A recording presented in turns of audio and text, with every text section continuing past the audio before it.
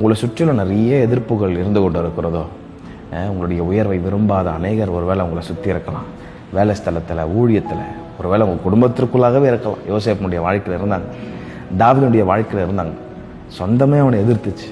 ஆனால் அப்படிப்பட்ட சூழ்நிலையிலும் கர்த்தரை நம்பின அவனுடைய வாழ்க்கையை கர்த்தர், அவனுடைய கொம்புகளை கர்த்தர் உயர்த்தினார். ஒருவேளை நீங்கள் நினைக்கலாம், நான் உங்களை உண்மையாக நம்புகிறேன், உங்களை உண்மையாக பின்பற்றுறேன், ஆனால் என்னை நிந்திக்கிற கூட்டம் தான் ஆண்டவரை பெருகிட்டே இருக்குது, என்னுடைய வாழ்க்கை உயர்த்தப்படுமா?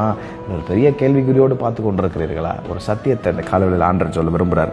75ஆம் சங்கீதம் 10ஆம் வசனம் சொல்லுகிறது, துன்மார்க்கனுடைய கொம்புகளை எல்லாம் வெட்டி போடுவேன், நீதிமானுடைய கொம்புகளோ உயர்த்தப்படும். ஒருவேளை துன்மார்க்கனுடைய தலை, கொம்பு என்பது அவனுடைய கனத்தை குறிக்கிறது, தலையை குறிக்கிறது. ஒருவேளை உங்களை எதிர்க்கிறதுடைய கூட்டம் ஒருவேளை பெருகிறது போல இருக்கலாம்.